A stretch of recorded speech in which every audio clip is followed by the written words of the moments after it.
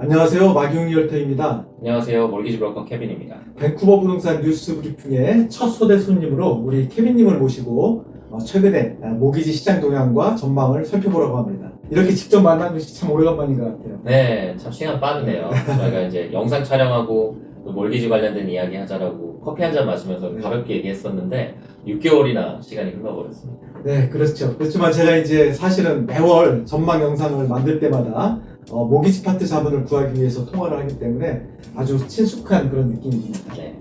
이제 본론으로 들어가면 2월 1일 파월 연준 의장의 FOMC 발언 이후에 자산시장 또 금융시장의 변동성이 대단하죠. 네, 뭐 모두 다 아시다시피 캐나다의 경제는 미국하고 너무나 뗄래야 뗄 수 없는 이제 직관적인 이 연관성이 있다 보니까 캐나다 부동산과 또 금융시장에도 영향력이 항상 큰데요.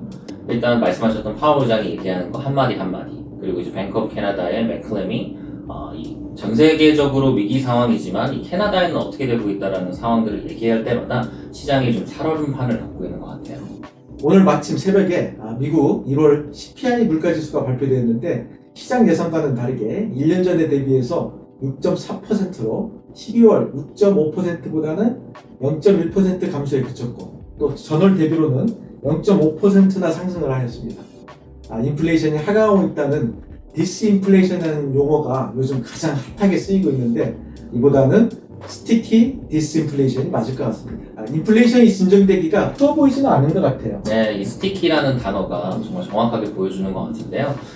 오늘자 이야기를 해보자면 미국채 10년물 시장금리 자체도 2월 달에는 3.35%까지 좀 하락을 하는 모습을 보였는데 2023년 2월 14일 오늘자 미국 CPI 발표 이후에는 3.75%까지 상승한 모습을 보이면서 인플레이션 참 어렵다라고는 것을 시장에서 보여주고 있는 것 같습니다. 그래요. 저희가 이 영상을 지금 준비했던 것은 한 1주 전에 네. 최근에 이제 모기지 금리가 좀 하락 추세지 않느냐 네. 이제 이런 상황을 한번 전해주고 싶어서 만들었는데 네. 지금 2주 동안에 그 미국채 10년물 기준으로 하면은 거의 10% 상승률을 보였단 말이에요. 맞습니다. 네, 그래서 저희도 조금 당황스럽긴 하지만은 최근에 그런 모기지 금리 동향 또 앞으로 전망을 간단하게 한번 설명을 주시면 좋겠습니다. 네, 우리가 일단 경제적인 이야기를 하면 너무 포괄적이기 때문에 제가 이제 부동산과 몰기지 딱 두 개에만 포커스를 두고 오늘 좀 이야기를 드리자면 일단 변동이자에 가장 큰 영향을 주는 뱅크 오브 캐나다의 프라임 레이트는 지난 1월 25일까지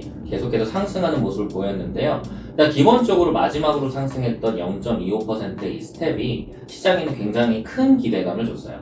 우리가 이제 거의 다 왔구나. 이제 피크에 왔구나라는 기대 심리가 많이 생겼는데 뱅크 오브 캐나다는 아직도 지속적으로 우리의 타겟은 2에서 3%까지 인플레이션을 떨어뜨리는 거다라고 얘기를 했는데 미국의 인플레이션 가치가 나오면서 이게 사실 또 어떻게 바뀔지 모르는 상황이 된 것 같아요. 그리고 아까 말씀드린 대로 우리가 아직 갈 길이 멀지만 이제는 상승은 거의 다 마무리된 것 같다.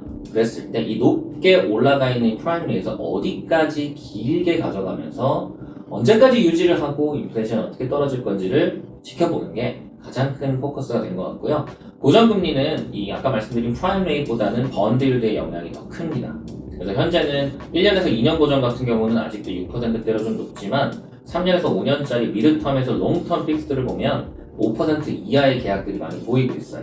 그렇다 보니까 바로워들, 몰기지가 필요한 분들은 숨통이 좀 트이고 있는 상황입니다. 자, 지금 새로 모기지를 얻으려는 분들에게 최근에 이런 모기지 상황에서 어떤 변동금리가 맞는지 또는 고정금리가 맞는지 또 모기지 만기는 1년이 좋은지 3년이 좋은지 5년이 좋은지 아주 많이 혼란을 겪는 것 같아요. 어려운 질문이지만 기준을 한번 세워주시면 어떨까요? 네, 말씀하신 대로 굉장히 어려운 질문이고요. 또 이 질문에 대답하기에는 제가 이 클라이언트들과 이야기 나누면서 항상 제 모토는 이분들의 테이블 위에 모든 옵션들을 다 올려놓고 우리가 같이 선택을 하자의 개념인데 이 선택을 할 때 기본적으로 우리가 어떤 집을 구매하는지 또 이 추후에 이 부동산을 언제쯤 매각하거나 리파이낸스를 하거나 아니면 내가 지금 필요한 몰기지 원금이 얼마고 감당할 수 있는 먼슬리 페이먼트가 얼마인지에 따라서 변동금리와 고정금리 그리고 계약 기간도 차이가 많이 납니다. 한 가지 예를 들어 드릴게요. 3년 고정과 5년 변동이 대세, 추세를 이제 보여주고 있는데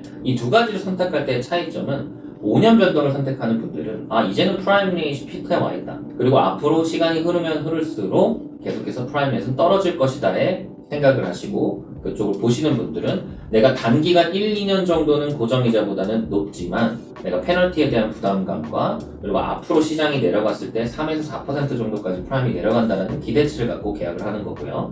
3년 고정을 하는 분들은 반대입니다. 이분들은 지금 내가 단기적으로 1에서 3년 정도 내야 되는 몰기지 이자율 부담이 크기 때문에 원슬리를 고정시켜가지고 부담을 딱 컨트롤하고 싶다. 또는 3년 고정과 5년 변동해서 지금 몰기지 자체, 총액 자체의 차이가 15% 정도 나고 있기 때문에 내가 자금이 필요하다. 내가 5년 변동을 했을 때는 이 몰기지 총액을 받을 수 없다라고 판단이 되면 3년 고정을 하게 돼서 이제는 고정과 변동이 선택의 영역이 아니라 필수가 되는 바이어들이 생각보다 많습니다. 이제 모기지와 관련해서 또 하나의 이슈가 있는 것 같아요. 기존 모기지가 이제 만기가 돌아오는 그 리뉴얼과 관련해서 있는데 우리가 2017년, 2018년 부동산 호황기에 그 당시 때는 우리가 5년 만기 고정금리가 사람들에게 굉장히 유행이었던 것 같아요. 네. 그리고 우리가 이제 2020년 팬데믹으로 어떤 제로금리 수준에서는 3년 만기 고정금리가 저렴했기 때문에 네. 공교롭게도 2018년에 5년 만기와 2020년에 그 3년 만기가 집중돼서 올 중반기 정도에 같이 돌아오지 않느냐 이런 염려가 저는 좀 되거든요. 정확한 수치를 얘기하자면 이제 캐나다 전반적인 몰기지 시장의 37%가 말씀하셨던 올해 2023년도에 만기가 돌아옵니다. 이렇게 되면 이 바로워들 그러니까 말씀하셨던 그 2018년도 또 2020년 중반 또 그 외에 뭐 1년 고정이나 4년 고정을 했던 어떤 사람이든 몰기지 만기가 다가오면 깜짝 놀랄 거예요. 왜냐면 은행들은 각자 갖고 있는 폴리시를 가지고 리뉴얼 레이트를 이제 6개월이나 4개월 전에 안내를 하게 되는데 받아보시면 아시겠지만 굉장히 높은 이자를 보게 되실 겁니다.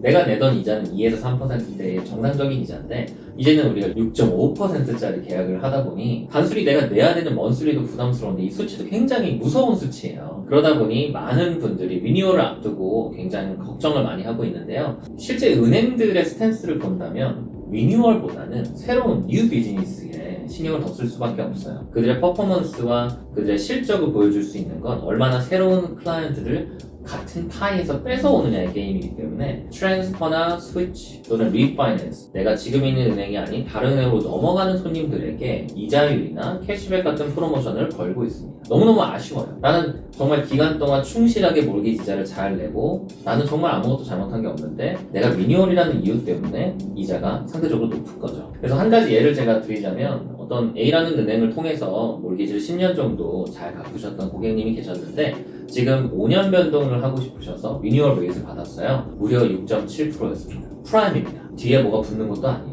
마이너스도 아니고 프라임 플러스도 아닌 프라임 자체를 받으셨기 때문에 이분은 너무 황당했죠. 그래서 이제 저한테 연락을 주셔서 자 그러면 우리가 더 좋은 은행으로 넘어가는 준비를 하자. 그리고 다행히 이분은 승인을 받을 수 있는 인컴도 튼튼했고 집도 아주 튼튼했기 때문에 프라임 마이너스 0.9% 인슈러블 레이트를 받아서 결과적으로는 6.7%가 아닌 5.8%의 몰기지 이자를 받으셨고요. 이분은 몰기지를 이미 또 10년 하셨기 때문에 어떤 마인드셋이었냐면 몰기지라는 게 사실 내가 돈을 빌리고 몰기지를 잘 갚으면 어떤 은행이든 똑같은 구조구나. 서비스의 영역이 아니라 내가 조건이 가장 좋은 곳을 찾아갈 수 있는 현명한 바이어가 돼야겠다. 바로가 돼야겠다는 생각으로 그런 식으로 트랜스퍼를 준비해서 잘 마무리한 부분들도 있고요. 이분의 가장 좋은 핵심은 프라임이 계속 내려간다면 프라임 마이너스 0.9%라고 하는 아주 큰 디스카운트를 받아놨기 때문에 오버타임 시간이 흐르면 흐를수록 이 이자는 더 낮아질 겁니다. 그럼 상대적으로 고정금리 이 부담되는 이 부분들과 변동금리를 고민하는 이 스프레드 자체가 낮아지다 보니까 마음 편하게 트랜스퍼를 하셨죠. 분들 예전에 이제 고객분들 그런 분들이 많아요. 내가 어느 은행을 20년 동안에 우리 애들 적금부터 맞습니다. 시작해서 뭐 RESP, RISP 다 가지고 있고 내가 이런 거래 내역이 많으니까 네. 우대를 해주지 않겠느냐. 이런 말씀을 하고 있는데 실제 지금 그 모기지 현장에서의 은행의 전략은 기존 고객에 대한 로열티의 중점보다는 뉴 커스터머를 발굴하는 것이 핵심적인 사항이라는 그런 의견에 대해서는 우리가 한 번은 좀 명심해서 우리가 그 모기지 은행을 선택할 때 한번 생각해 볼 여지가 있는 것 같습니다. 네. 자, 지금 이제 일반 시중은행은 스트레스 테스트로 인해서 모기지를 원하는 대로 지금 받을 수 없는 그런 분들에게 또 비렌더 또는 실렌더를 이용할 수 있는 방법이 없어서 많이 안타깝기는 합니다. 네. 그렇지만 또 이것을 잘 활용하는 것도 이 고금리 시대의 전략이 될 것 같아서 네. 이에 대한 좀 설명을 좀 부탁드리겠습니다. 네, 이제 말씀하셨던 B 렌더나 프라이빗 렌더, C 렌더들을 다 통틀어서 얼터네이트 렌더라고 하는데요. 얼터네이트 렌더는 이제 트래디셔널한 뱅킹 또는 크레딧 유니언이나 모노라인 같은 비즈니스 회사보다는 조금 더 리즈너블하게, 사실 이 리즈너블이라는 단어가 굉장히 애매하긴 해요. 하지만 상황과 솔루션 베이스 이렇게 여러 가지 또 이야기가 나오지만 정확하게 얘기를 하자면 필요한 자금을 빌려주거나 내가 퀄리파잉 받아야 되는 인컴 자체의 스트럭처가 바뀌는 경우를 얘기합니다. 저 같은 경우도 2022년 4분기부터 2023년 1분기를 지나고 있지만 비랜더와 프라이빗랜더의 비즈니스가 굉장히 많이 늘었어요. 아무래도 지금 우리가 생각하고 있는 금리 상승보다 집값의 하락 수준이 조정 수치 자체가 금리 상승분보다는 미비하기 때문에 지금 집 구매를 기다리고 있는 많은 바로어들과 바이어들이 집을 구매하는 시기를 지금 많이 미뤄놨는데 이 집이 필요한 목적 내가 이 집을 이사 들어가야 되는 이 데드라인 자체가 다가오고 있어요. 그러다 보니 시장에 다시 참여하게 되고 내가 그래도 지금 집값의 조정을 보고 있으니 숄텀 솔루션으로 비랜더와 프라이빗랜더를 사용해서 지금 당장 1에서 2년 정도는 이자가 높을 수 있지만 상대적으로 집값에 대한 조정을 받은 부분으로 어느 정도는 offset시키겠다는 생각을 가지고 이제 시장에 참여하는 분들도 계시고요. 또 한편으로는 말씀하셨던 그런 안타까운 케이스들도 있는데 저는 프라이빗랜더와 비랜더를 사용하는 얼터네이트 랜더의 고객들은 무조건 1에서 2년 사이에는 리파이낸스에서 나올 수 있는 좋은 로드맵과 게임 플랜이 필수라고 봅니다. 엑sit 플랜이라고 부르기도 하고 어떤 분들은 이런 것들을 얘기하는 것 자체를 좀 어려워하는 부분들도 있는데요. 우리는 현실적으로 몰기지를 받는다면 부채입니다. 부채를 일으켜서 자산을 샀기 때문에 이 자산이 오르고 내리는 부분들도 이 부채에 영향을 안 줄 수가 없어요. 그러다 보니 우리는 더 좋은 부채로 부채를 갈아타는 리파이낸스의 영역이 꼭 필수적으로 필요하기 때문에 이런 비랜더와 프라이빗랜더를 고려하시는 분들은 정말 현실적으로 정말 디테일하게 리뷰를 해서 엑sit 플랜 자체를 튼튼하게 해놔야 나중에 자연스럽게 시장이 회복하고 몰기지 이자율이 낮아지는 시점이 왔을 때 1에서 2년 사이에 최대한 빨리 리파이낸싱을 통해서 나와서 단편적으로 커스트 오브 바로잉 자체가 이자가 계속 쌓이는 구조가 아니라 나의 자산이 커나갈 수 있는 그런 구조를 만드는 게 중요한 것 같습니다. 이렇게 되는 것 같아요. 그러니까 우리가 지난 한 20년 저금리 구조에 익숙하다 보니까 그때는 누구든지 집을 사면 당연히 오르는 거였어요. 그러니까 어떤 모기지에 대한 상환 능력이라든가 뭐 모기지 이율이라든가 이런 거에 대한 민감한 그런 상황이 아니었는데 이제 지금 상황은 집값은 예를 들어서 한 15% 정도 하락했기 때문에 집은 싼데 그 대신에 내 상환 능력이 과연 얼마나 되느냐에 따라 그런 판단이 또 상환할 수 있는 어떤 상환 계획이 뚜렷하지 않으면 집을 사는 것이 또 재앙이 될 수 있는 그런 상황도 처해 있기 때문에 이제는 어떤 또 이런 모기지의 각종 상품 또 랜더들의 어떤 그 성향들을 잘 이용해서 어떤 전략적인 그런 주택 매매가 이제 필요한 그런 시점이 되지 않았나 그런 생각이 듭니다. 지금까지 좋은 말씀 많이 주셨는데 이제 마지막으로 향후 모기지 시장에 대한 조언을 주신다면 다시 한번 요약을 부탁드리겠습니다. 일단 너무 정리를 잘 해주셨어요. 부동산이 좀 활발하고 몰기지 금리가 저렴했을 때는 우리가 특별한 리뷰나 전망 그리고 걱정이 많이 없었잖아요.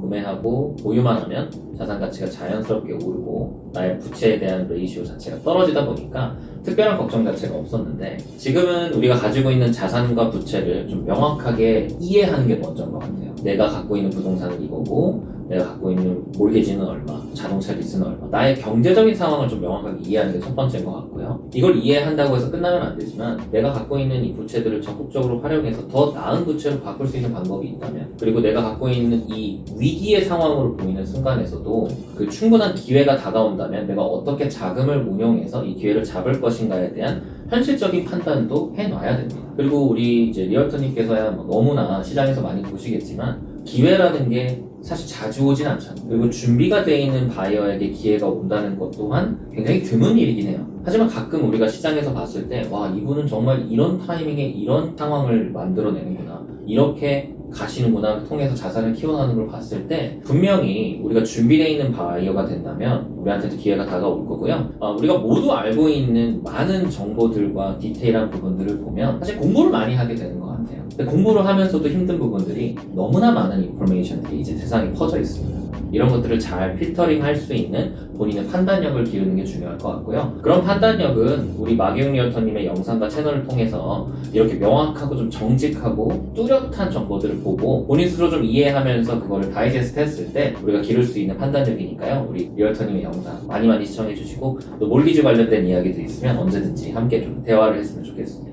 오늘 이렇게 우리 채널까지 챙겨주셔서 너무 감사드리고요. 이제 마지막으로 그 각종 경제 지표가 발표될 때마다 금융시장이 요동치는 불안한 시장 상황이 당분간 지속될 것 같습니다. 일정한 박스권에서 변동성이 큰 시장 상황이 상반기까지는 어쩔 수 없어 보입니다. 실무에서 일하는 저희도 사실 판단이 쉽지는 않은 상황이지만 그 함께 지혜를 나눌 수 있도록 자세한 또 모기지 상담, 또 부동산 상담을 원하시는 분들께서는 언제든지 편하게 연락을 주시기 바랍니다. 오늘 귀한 시간 함께 하시는 우리 케빈님께 감사드리면서요. 또 자주 뵙도록 하겠습니다. 네, 네, 오늘 감사합니다. 감사합니다.